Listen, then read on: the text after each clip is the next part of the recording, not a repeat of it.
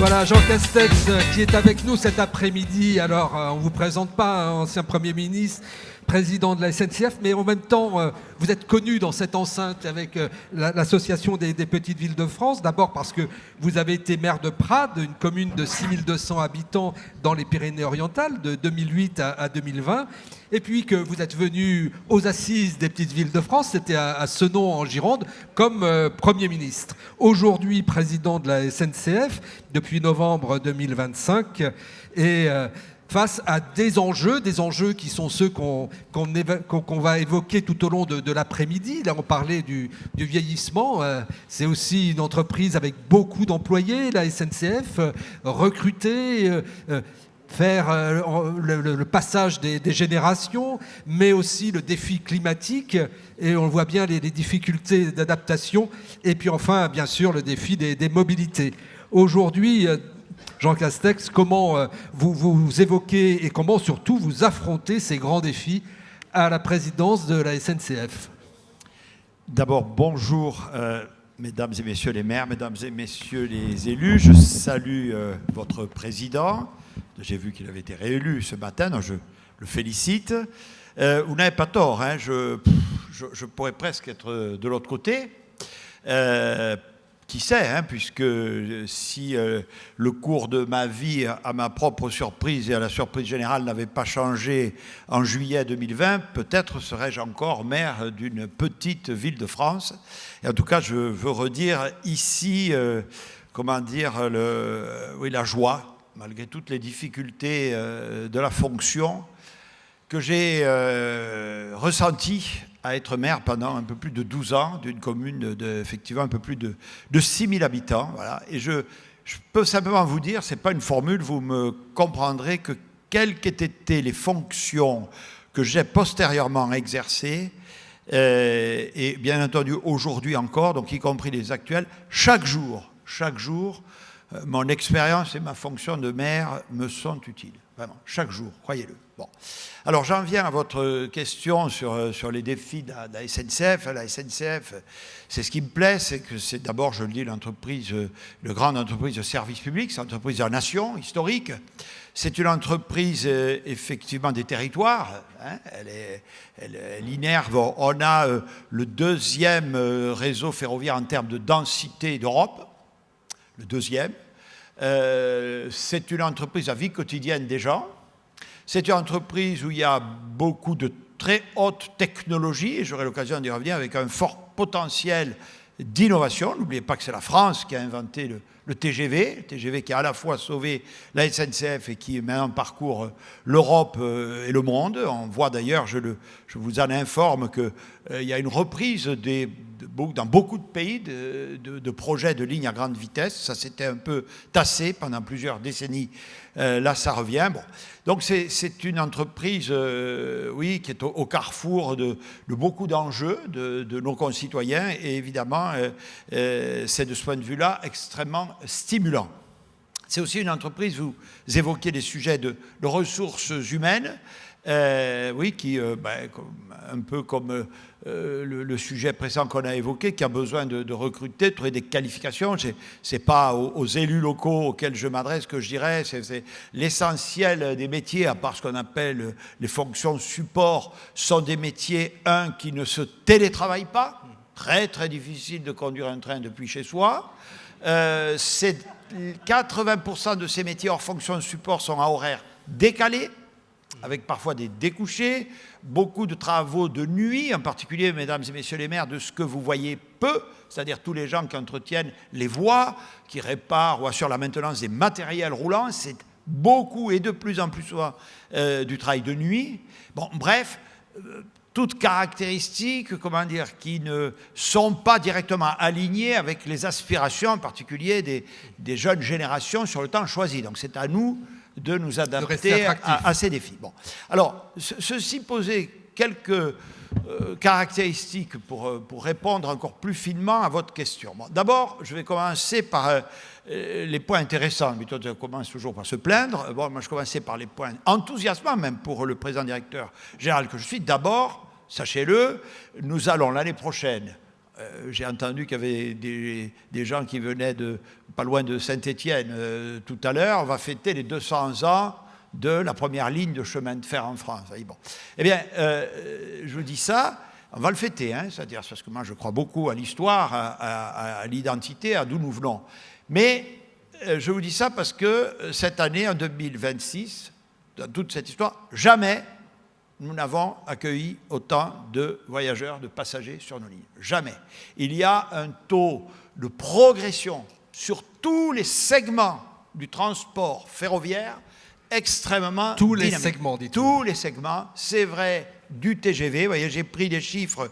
Alors, la base, c'est l'avant-Covid, parce qu'il y a les années Covid, évidemment, qui ont un peu ralenti toute l'activité, mais si je regarde, je vous donne juste les chiffres, hein, pour les TER, les transports régionaux, c'est plus 54%, pour les TGV, c'est presque plus 20%, même, je le dis, même pour les trains de nuit, dont je fus, lorsque j'étais à Matignon, un grand contributeur à leur rétablissement, et malgré toutes les difficultés, je vais y revenir, il y a une progression significative du nombre de voyageurs. Donc, on a des records de fréquentation, il y a un besoin, une aspiration au train, évidemment, vous ne voulez pas que le PDG de la SNCF s'en plaigne, je pense que c'est une excellente chose, c'est une excellente chose pour nos concitoyens, c'est aussi, je le rappelle, une excellente chose pour la planète, hein, je n'ai pas besoin de vous dire que... La réponse aux défis climatiques. Oui, bien sûr, le train, c'est quand même 70 à 90% de CO2 en moins, et c'est aussi, là on est dans une crise énergétique, je le rappelle, parce qu'on peut dire, oui, il y a d'autres modes de mobilité, et c'est heureux, qui vont se décarboner, on pense à la voiture électrique, etc. Mais le train gardera un avantage, c'est la massification du transport, qu'il s'agisse de la marchandise ou de voyageurs.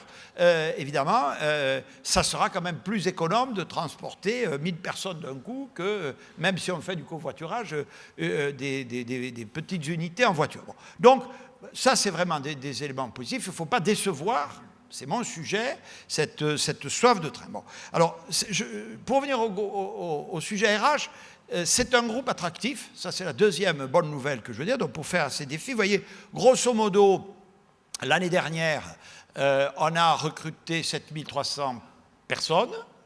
Et sachez-le, on est la deuxième entreprise en France. Nous avons reçu 460 000 CV.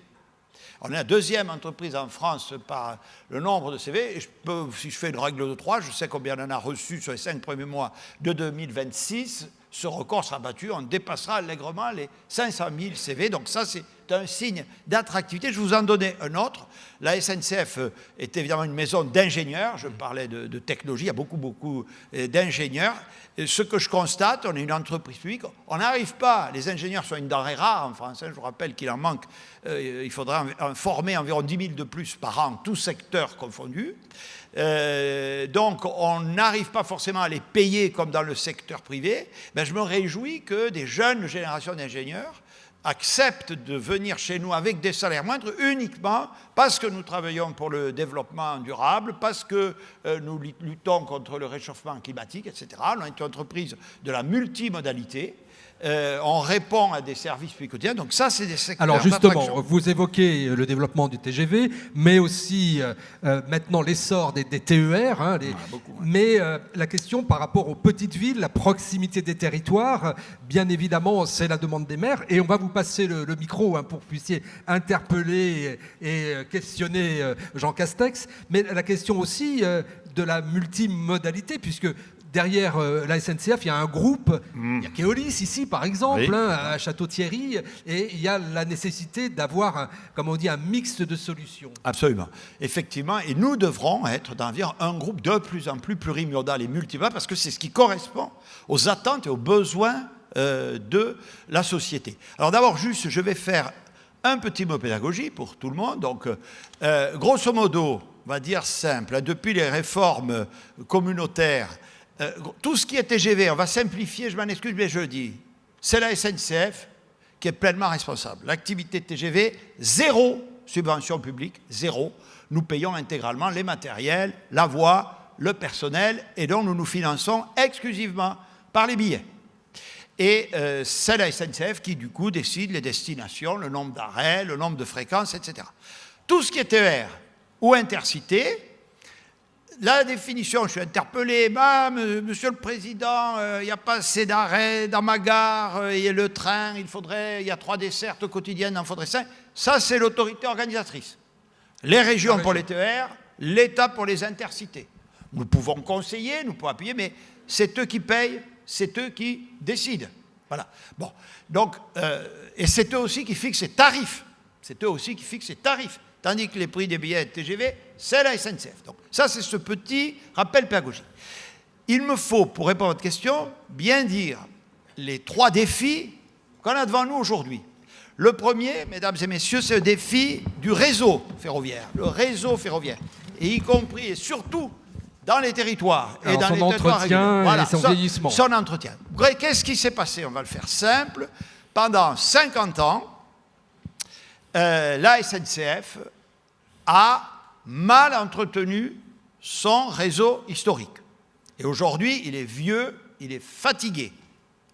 Et pourquoi a-t-elle fait ça? Pas par mauvaise volonté, mais parce que l'État lui a demandé de financer la construction des lignes à grande vitesse. Il y a eu des multiples rapports qui ont expliqué ça en long, en large et en travers. C'est le problème des priorités. On parle beaucoup des priorités actuellement dans les politiques publiques. C'est fini.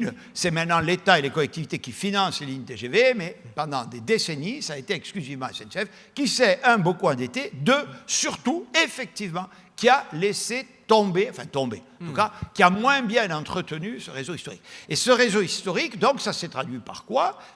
D'abord, pour des raisons de sécurité, par la fermeture de certaines lignes. Ce n'était pas tant une volonté politique de la fermer qu'elle n'est pas assez entretenue, il y a danger. Bon, et alors là, ou des trains qui roulent moins vite, ou des réductions de circulation. Et malheureusement, on sait que quand ça ferme, après, pour rouvrir, c'est toute une histoire. Bon. Donc, on a un premier gros défi, remettre le réseau historique à niveau. Et là, le point positif pour celles et ceux qui nous écoutent, c'est qu'on a renversé la machine, c'est-à-dire qu'on est reparti. On va donner quelques chiffres qui vont parler au maire. Pour l'entretien, la régénération du réseau dit structurant historique, on était au milieu des années 2000 sur 2 milliards par an. On est aujourd'hui à 3. Et en 2028, on va passer à 4,5. Bon, donc ça, c'est long. Ça n'est pas sans inconvénient, je le dis pour tout. Voilà, ces travaux... pendant chez nous, les travaux, la vente continue. Donc, ils affectent les circulations normales. Ils se font la nuit. Donc, ils gênent beaucoup le trafic fret, le trafic des trains couchettes quand il y en a. Mais ils peuvent aussi, s'il y a des retards de remise de chantier, affecter le trafic dur. Donc, on va passer des années un peu difficiles. Pour vivre heureux, il faut savoir parfois un peu souffrir. Donc, on ne peut pas faire autrement. On apprend à mieux gérer la coexistence de travaux avec la continuité du service. Mais en tout cas, la bonne nouvelle, on est reparti de l'avant. Et ça, c'est les lignes intercités et les lignes TER. Tout ce qui n'est pas, mesdames et messieurs, les lignes à grande vitesse. Et alors là-dessus, justement, là, il y a une attente. Il y a une attente. Il y a désenclavement. Il y a une attente, et en particulier, plus on va dans la granulée, ce qu'on appelle les lignes fines de dessert du toit. Je ne sais pas qui a inventé cette formule. C'est sans doute moins péjoratif que petite ligne. Bon, petite ligne, ce n'est pas forcément bien faire. Vous voyez bien ce dont il s'agit. Et là, c'est un cofinancement avec aussi l'État et la région. Donc, il faut absolument que nous nous donnons, je vous le dis, c'est l'objectif qui est le mien, les moyens de non seulement sauvegarder ces lignes, mais remettre à niveau tout notre réseau ferroviaire. C'est impératif. S'il n'y a pas de réseau, il n'y a pas de train. Et dans les causes des retards, des problèmes, etc., ce qu'on appelle dans notre jargon les causes réseau, c'est-à-dire les causes liées à la vétusté des signalisations, des caténaires de la voie sont majoritaires aujourd'hui. Et alors, vous parliez de multimodalité, bien sûr, il faut être à l'heure pour la correspondance, et toute cette organisation sophistiquée. Je vais y venir, mais avant, je voulais sensibiliser les maires, c'est que dans notre premier goulet d'étranglement, c'est l'infrastructure, le réseau. Le deuxième, c'est le matériel roulant. Je vous le dis. Là aussi, pour le matériel roulant, là commence mon malheur. Pour les lignes à grande vitesse, pour les TGV, mesdames et messieurs, tous les week-ends, faute de matériel roulant, je refuse la clientèle. Saturation. Bon. Là, si vous lisez les journaux, on est en bisbille avec les constructeurs de trains qui nous livrent avec beaucoup de retard. Je me fais engueuler quand je vais à Limoges, quand je vais à Clermont-Ferrand, parce que là, alors typiquement, on a le cumul d'une très vieille ligne et de matériel roulant. Je suis allé regarder, je vous le dis. Il y a des Corésiens qui se plaignent. Ils ont raison, mais je suis allé regarder les fameuses rames Corail, vous voyez, qui desservent aujourd'hui Clermont-Ferrand et Limoges, mais pas que, toute la transversale sud entre Bordeaux, Toulouse et Marseille. Je suis allé regarder les contrats initiaux, elles auraient dû être mises au rebut il y a 12 ans, 15 ans. Elles sont toujours là. Vous voyez, moi aussi, j'ai mes problématiques de vieillissement. On annule les trains. Et bien sûr, mais forcément, mais je reste... excusez-moi, je reste sur la métaphore. Hein. Là, vous avez vu, on réduit par anticipation. C'est des très vieux matériels. Mais la mamie, pour faire écho à votre dernier, vous ne la sortez pas quand il y a canicule. On la laisse, mais c'est ça. Non, mais j'ai du matériel extrêmement obsolète. Alors, la bonne nouvelle, je vous le dis, c'est que... Vous applaudissez au constat. Hein. Oui, bien sûr, mais non, mais le respect que je leur dois, c'est leur dire la vérité. Comment ça va? La bonne nouvelle, c'est que quand même, pour ce qu'on appelle les intercités, le Paris-Clermont, les matériels sont commandés. Voilà. Si par hasard vous croisez des gens d'Alstom, de CAF, surtout dites-leur, maniez-vous de nous livrer. Bon, mais parce que là, je vous assure, hein, on va payer rubis sur l'ongle, on en a besoin. Sur les TER, là c'est très inégal, mais je veux devant vous saluer depuis 20 ans l'effort des régions. Les TER, ça a été régionalisé, réforme qui a maintenant 25 ans, et vous voyez, si on est les plus anciens d'entre vous, quand on a régionalisé les lycées, qui avant relevaient de l'État, ça a entraîné un effort de modernisation de ces équipements scolaires absolument significatif. C'est la même chose dans les régions, sur les ferroviaires, mais là aussi, ce que je vous dis est, globalement très positif, mais avec des contrastes, soit parce que nous avons des régions qui ont des retards de livraison, soit parce qu'elles ont leur planning, il faut aussi faire des centres de maintenance. Je n'entre pas dans les détails, mais donc globalement ça a beaucoup progressé, mais on a encore quelques difficultés. Et puis il y a la concurrence là. Ah, j'y viens. Et puis alors, là aussi, pour faire le lien avec ce que vous avez dit, là on ne peut pas le faire par rapport au sujet précédent, ça nous a... Toute chose, malheur et gros. Les maires, c'est comme ça. Ils se disent, il y a une contrainte, on va s'adapter. Bon. Ben, comment la SNCF s'est adaptée? Ça, c'est très intelligent. Ils se sont dit, tiens, et si quand même, dans la mesure du possible, on prolongeait la durée de vie de matériel. Et donc, on a inventé, pas moi, avant que j'arrive, un gros lifting, que ce soit pour les TGV, que ce soit pour les TER, qui permet, et ça, je trouve que pour le développement durable, c'est aussi extrêmement intelligent. C'est une forme d'économie circulaire. Donc maintenant, on ne peut pas les très vieux corail, hélas. Les très vieux corail, c'est ce qui se passe. On ne trouve plus de pièces. On ne trouve plus de pièces. Mais on peut quand même prolonger la durée de vie du matériel. Alors, il y a l'ouverture à la concurrence, vous avez raison. Ça, c'est un gros défi de la SNCF. Et là, j'espère que les maires, les élus ici le savent, désormais, tous les secteurs de la SNCF sont ouverts à la concurrence. Tous. Les TGV, d'ailleurs, vous voyez une célèbre compagnie italienne à laquelle je ne vais pas faire de publicité qui vient sur nos lignes. Pour les TER, il y a un calendrier dans le détail desquels je ne vais pas entrer. Il y a 2 régions, la Bretagne et l'Occitanie, qui ont décidé de repousser au maximum que leur permet la réglementation. Mais partout, les régions sont complètement. Et d'ailleurs, il y a des lots, hélas, que nous avons perdus, mais c'est le jeu de l'ouverture à concurrence. Ce que vous savez moins, les ateliers de maintenance, encore une fois parce que vous ne le voyez pas, sont ouverts à la concurrence. La billettique, la distribution de billets est ouverte à la concurrence. Alors, je dis aussi aux maires, comme ça c'est parce que je suis un peu vieux maintenant, voyez-vous comment la France, qui a été, pour les raisons que vous savez, celle qui a sans doute le plus résisté à l'ouverture à la concurrence dans le ferroviaire. Mais alors, on a même accusé le monopole, les syndicats, etc. Voilà qu'aujourd'hui, elle se trouve être presque le pays d'Europe qui l'applique le plus. Nous voilà, on est zélés maintenant, vous voyez. Alors, dans ce paysage, il reste les gares dans les villes. Oui, il reste il y a tout, hein, oui, c'est tout un paysage. Vous avez fait tout le panorama. Oui. Non, mais j'en profite aussi pour faire un peu de pédagogie sur le qui fait quoi, sur les perspectives. Donc quand même, au total, on se dit, il y a beaucoup à faire, mais quand même, on est sur un train de positif. Vous voyez, on ne supprime plus d'emplois, on investit massivement alors qu'on avait désinvesti, on remplace les matériels. Bon, maintenant, je suis comme les maires ici présents. Le ferroviaire, c'est le temps long, comme devrait l'être d'ailleurs la politique, tandis que les exigences de nos concitoyens, elles ne sont pas du jour au lendemain, elles sont à la minute. Il y a un problème, voilà. Oui, ben oui, il y a le réchauffement climatique, pour faire le lien avec la table, hein, ça, je pourrais vous en parler longuement, parce que alors là, pour le coup, je vous le dis, hein, s'il y a des, comment on appelle ça, des climato-sceptiques, alors là, je suis sidéré de l'incidence palpable, non pas du réchauffement climatique, messieurs, de l'accélération du réchauffement climatique sur nos infrastructures. Mais là, ça se met là où vous ne devinez pas. Regardez la prolifération des sangliers. Ah oui. Alors, pendant qu'on parle, on va faire passer les micros. Il se fout des sangliers. Vous avez vu, il se fout des sangliers. Non, mais alors, pour que les maires puissent je dis aux maires, interroger. Les sangliers, les voies, etc., impactent plus même que les conflits sociaux.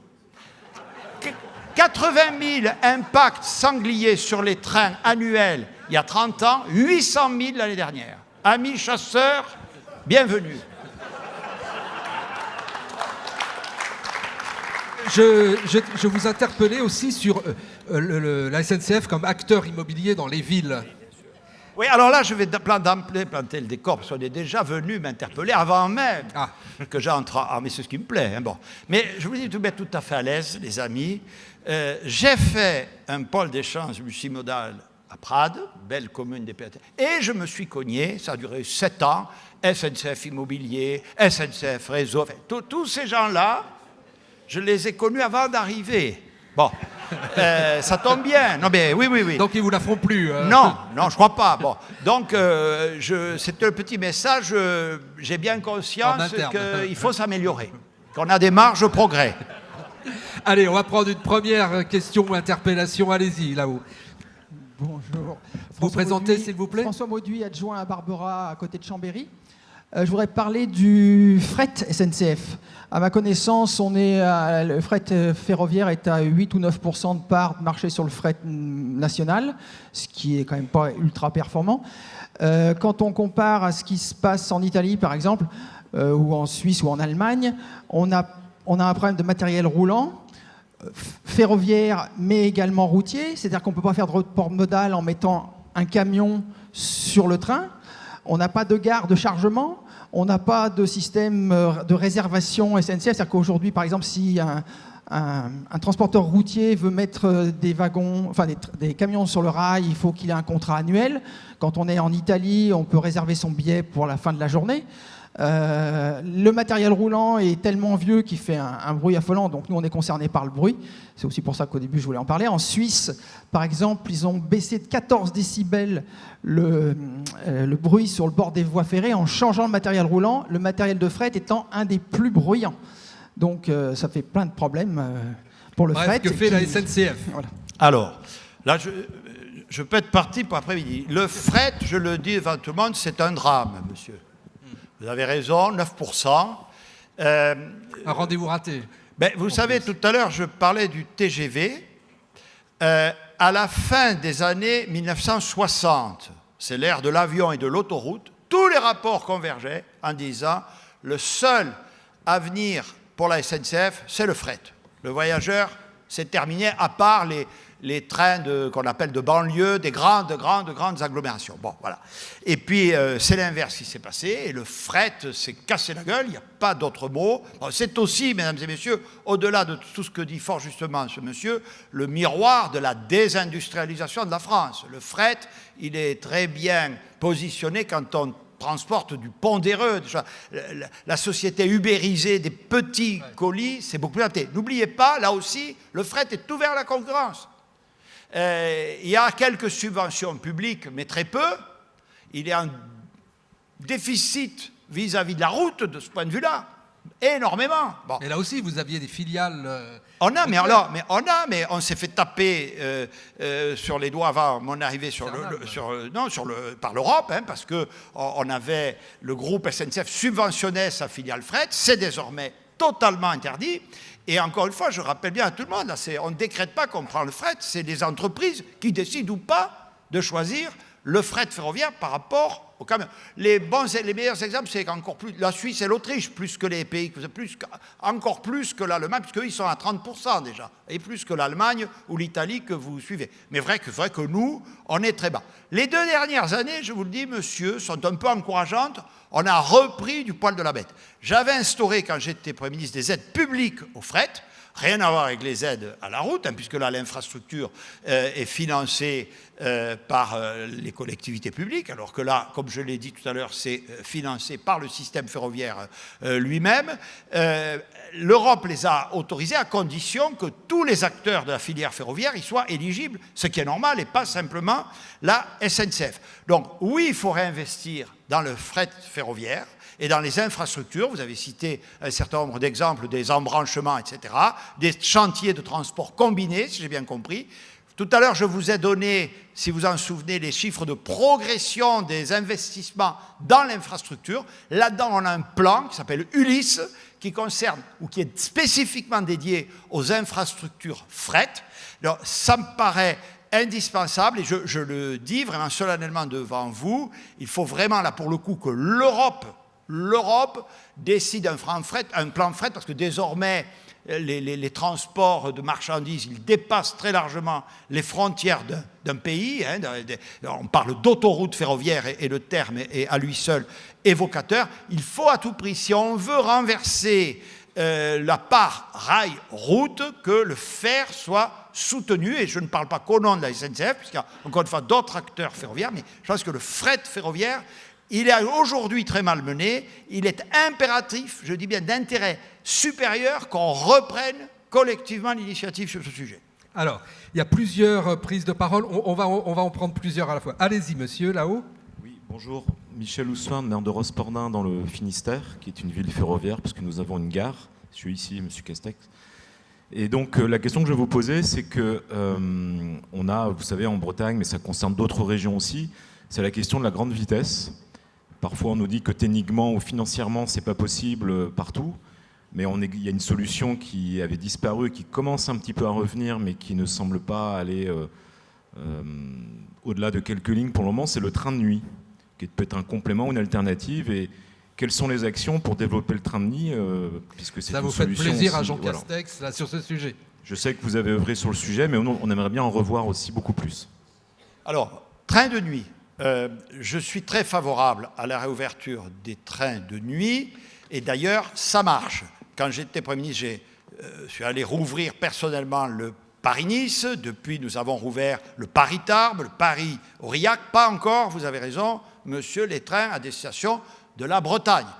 Le gros sujet, mesdames et messieurs, les trains de nuit, c'est ce qu'on appelle des intercités. L'autorité organisatrice, c'est l'État. Et c'est donc l'État qui commande le matériel roulant, et en particulier sur les trains de nuit, j'ai un gros problème, peut-être encore plus fort que les trains de jour, de vétusté des locomotives. Le pire étant, lorsque ces trains de nuit doivent emprunter sur une partie de leur linéaire des lignes non électrifiées, que donc on fait appel à des locomotives diesel. J'en ai en tout et pour tout 10, et elles sont dans le sur-EHPAD. Bon, donc, voilà. Et alors là, je fais une petite remarque comme ça, mais alors, pour l'ouverture à concurrence, des fois, vous savez, l'ouverture à concurrence, ça a beaucoup de vertus, je le dis, mais ça peut aussi avoir des limites. Moi, je suis un type très pragmatique. Alors, qu'on soit arrivé, mesdames et messieurs, je dis ça pour les trains de nuit, que ce soit désormais, vous êtes tous bien assis, une administration centrale de l'État, du ministère des Transports,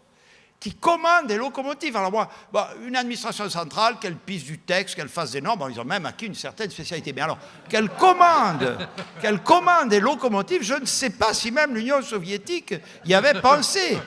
Or, c'est la situation dans laquelle on se trouve, je dis, c'est la situation dans laquelle on se trouve. Bon, donc, il faut avoir beaucoup de volontarisme pour penser qu'on va développer fortement dans ce contexte-là les trains. Donc ça, c'est des points sur lesquels il y a des législateurs dans la salle. Je crois qu'il faudra faire évoluer la réglementation. Le développement des trains de nuit est majeur. Je le dis, moi j'ai toujours un rêve au-delà de la Bretagne, que je respecte beaucoup, et il y a d'autres destinations. Je pense que l'avenir... Parce que voyez-vous, le TGV, il a déjà beaucoup pris à l'avion dans le territoire national. Maintenant, l'avenir du TGV, c'est de passer à l'étape suivante, qui sont les TGV de nuit, et qui ferait, avec des haltes, mais Rotterdam, Séville, voilà. Enfin, là, on a calculé, il y a des perspectives considérables. C'est très intéressant. Alors, vous dites de quoi il parle? On a les petites villes. Non, parce que vous savez, tous ces trains, quand ils passent en France, et pour aller de Rotterdam à Séville, c'est difficile de ne pas passer par la France, ou même au sud de l'Italie. Ils paient un péage à SNCF Réseau. Clac! Et c'est ce péage, comme je vous l'ai indiqué tout à l'heure, qu'on redistribue, en fait, de la péréquation à notre manière, pour réhabiliter l'ensemble des lignes. Donc, je reviens au train de nuit. Nous aurons dans nos objectifs stratégiques le développement des trains couchettes. Ils trouveront leur équilibre économique. Il faut simplement que nous réglions le problème des matériels roulants. Monsieur. Oui, bonjour Monsieur le Premier ministre, Éric Berlivet, je suis là. Je suis maire de Roche-la-Molière. Qui a fait la conciergerie pour oui. les personnes âgées. Et accessoirement, je suis vice-président de Saint-Étienne Métropole. Donc évidemment, on va vous accueillir l'année prochaine pour les 200 ans de la première ligne continentale de chemin de fer. Et vous avez un peu de temps pour nous préparer une bonne nouvelle aussi entre Lyon et Saint-Étienne, puisque nous sommes une des lignes les plus denses et les plus utilisées de France.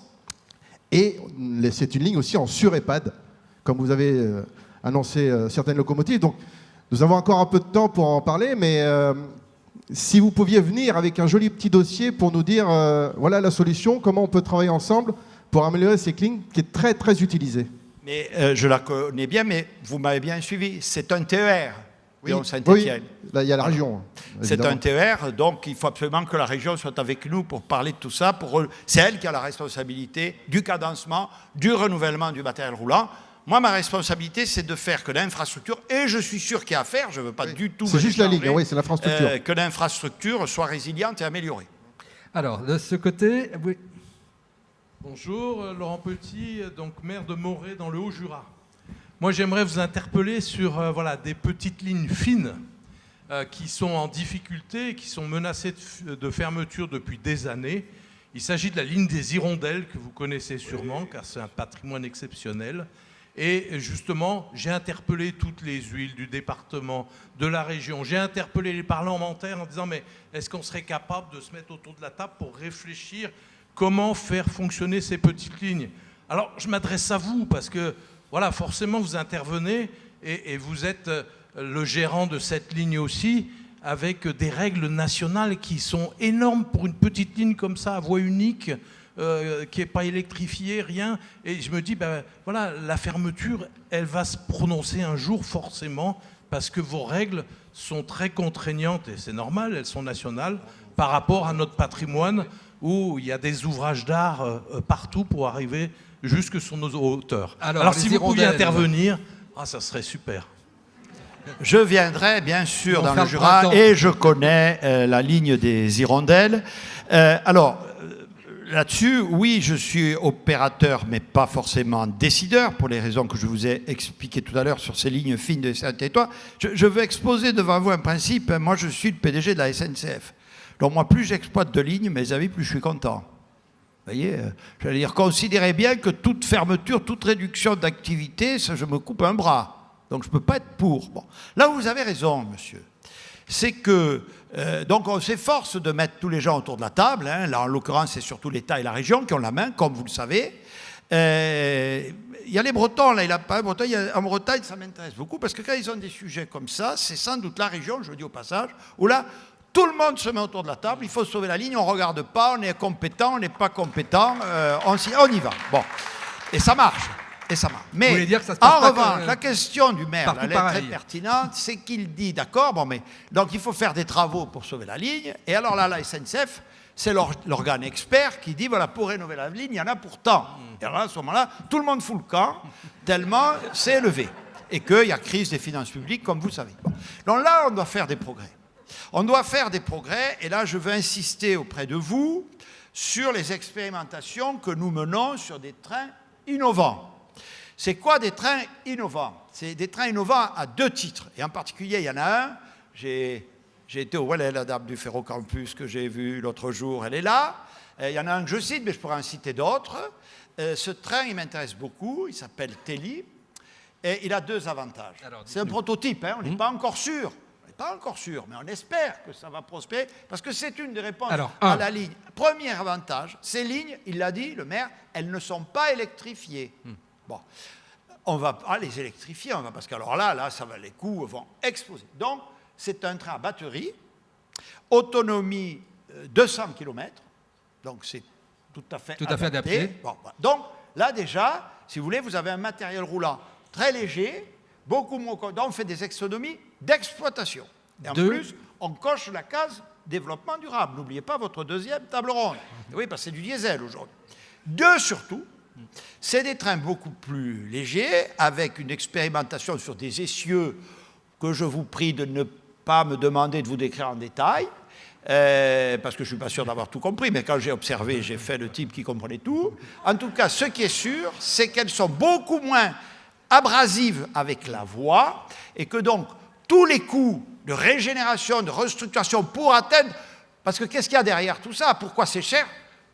Sécurité ferroviaire, risque zéro. Et qui, ici, dans la salle, va dire ah non, on va assumer ce risque. Bon. Donc là, ça permettrait à la fois, donc je l'ai dit, c'est le point, de réduire les coûts de fonctionnement. Il faut pas... On ne peut pas jeter la pierre quand même aux financeurs de s'interroger sur la ligne des hirondelles comme aux autres, de faire le rapport entre le coût d'investissement et de fonctionnement d'une part et d'autre part le nombre de passagers qui fréquentent la ligne. C'est un débat et un questionnement parfaitement légitime. Donc nous, il faut qu'on resserre l'équation. Et ce genre de matériel, c'est à quelle échéance? Alors là, on est un prototype, il faut financer l'innovation. Vous voyez, d'ailleurs, là, ça pose beaucoup de questions. Ouverture à la concurrence et dépenses d'innovation.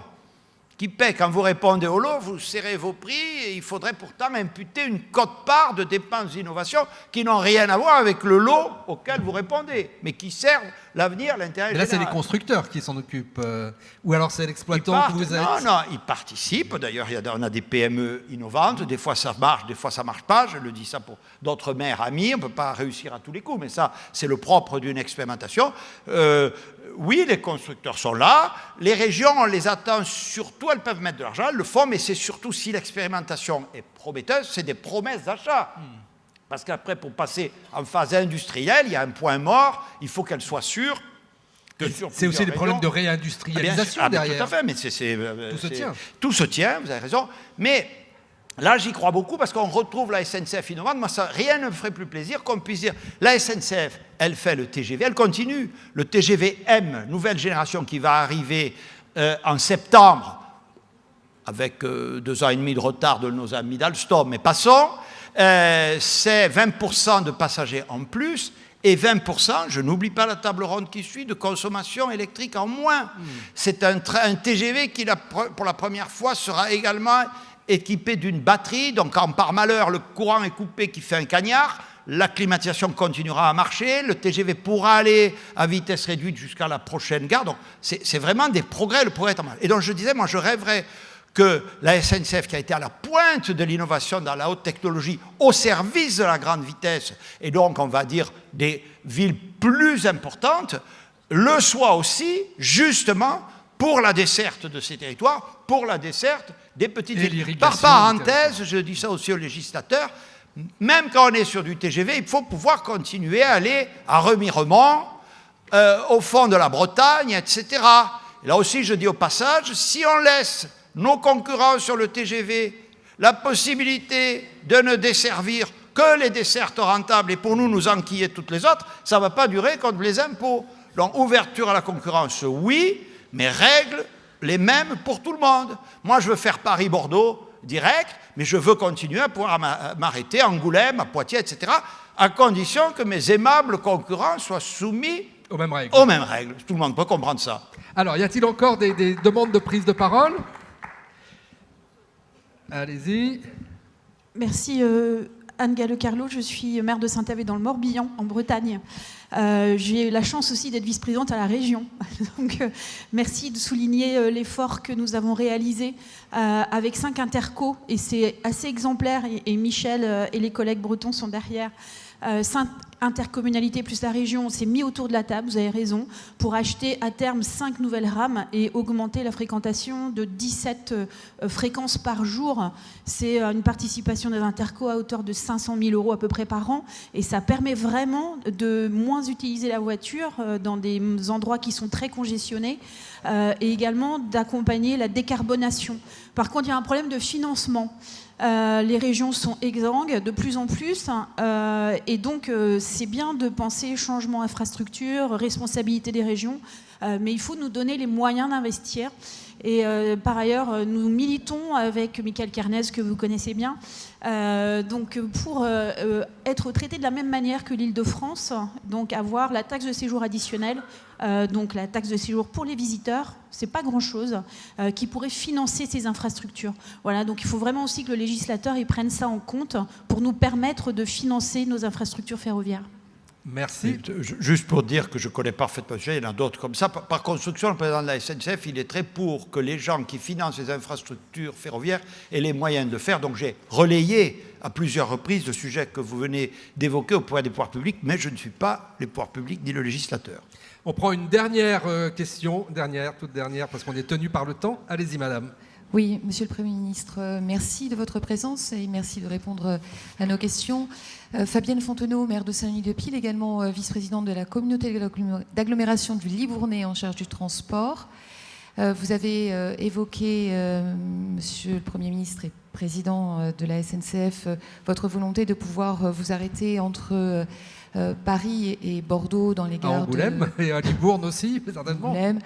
Et bien sûr, j'allais vous poser la question concernant donc Libourne, puisque donc l'agglomération a contribué donc à la LGV, donc en termes d'infrastructure, a également contribué donc à la ligne Libourne-Sarlat, qui a nécessité donc également donc une remise en état sérieuse. Donc voilà, nous avons quelques inquiétudes concernant donc l'arrêt, le maintien des arrêts des TGV sur Libourne. Je sais que le président Philippe Buisson vous a interpellé à ce sujet.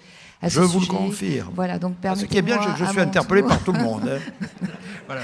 Voilà, donc, nouvelle interpellation et cette nécessité, effectivement, d'irriguer tout le territoire. Ouais. Bon, alors là aussi, il faut trouver les bons équilibres. Hein, vous voyez, mais c'est pareil pour les TER, mais pour les TGV encore plus. On est obligé de trouver un équilibre économique et les gens, ils vont moins acheter de billets s'ils mettent plus que le temps qu'ils pensent pour aller à leur destination. L'omnibus. Donc voilà, l'omnibus, TGV, omnibus, c'est un peu voilà. Donc en réalité, c'est pas comme ça que ça se passe. C'est-à-dire on fait pas, on s'arrête pas et à Poitiers, d'abord et à Tours et à Poitiers non, on panache. Bon, après voilà, on fait nos calculs entre le nombre de voyageurs qui montent, par exemple à Libourne, à quelle heure. Enfin, on fait des études de marché extrêmement précises pour arriver à un équilibre économique. Voilà. Donc, j'ai rendez-vous, je crois, où je vois le maire de Libourne, comme bien d'autres, et donc là, je n'ai pas sur moi les éléments précis. D'ailleurs, je pense que vous n'attendiez pas une réponse concrète de moi, mais enfin, c'est un problème que j'ai bien, comme on dit, dans le viseur. Et avec une question comme ça, justement, une réponse et une conclusion de notre échange sur cette demande des territoires, des petites villes en particulier, et les défis tels que vous nous avez exposés, avec le temps long qui est nécessaire, mais aussi l'urgence sociale qui est celle des territoires et de ses habitants. Mais d'abord, je me réjouis sans en être surpris. Je préfère qu'on me demande de m'arrêter, de venir, de maintenir, etc., que de ne pas venir. Bon. En même temps, il faut qu'on soit à la hauteur. Il y a des problèmes financiers, ça a été dit. La SNCF est concernée comme les autres. Bon, moi, je plaide en disant, d'abord, c'est essentiellement ce que je demande, je le dis, c'est des dépenses d'investissement sur l'infrastructure. Hein. Moi, je ne demande aucune dépense de fonctionnement, de travail. Moi, je suis exclusivement sur l'investissement. Bon. Donc, il faut pouvoir répondre. Et vous le voyez bien, je reviens sur l'exemple breton. Il n'y a pas de secret, hein, messieurs les maires. C'est-à-dire, si on arrive à régler ce problème de rénovation des rames et de l'infrastructure, sans surprise, le taux de régularité auquel sont attachés nos concitoyens, le nombre de trains annulés, tous ces indicateurs progressent favorablement. C'est une façon de vous dire aussi, investir là-dedans, on en a pour notre argent. On en a pour notre argent. Bon, après, évidemment, tout ne peut pas se faire du jour au lendemain, c'est aussi le message que je suis venu dire, mais bon, il me semble, et vous avez raison, je n'ai pas assez creusé cette piste, qu'il faut aussi qu'on travaille la qualité des liaisons intermodales, c'est vraiment un sujet majeur, la qualité des liaisons intermodales. Il faut que le groupe SNCF soit, vous avez parfaitement bien fait de citer Keolis, qui exploite d'ailleurs ici à Château-Thierry les transports de l'agglomération, monsieur le maire. Il faut qu'on ait une offre de services correspondant, encore une fois, la fameuse granulométrie. Exactement, aux attentes de nos concitoyens et des collectivités qui les représentent. Et vous l'avez bien dit, répondre aux défis climatiques. On va en parler dans un instant. Merci Jean Castex d'avoir été avec nous cet après-midi et d'avoir répondu avec beaucoup de franchise.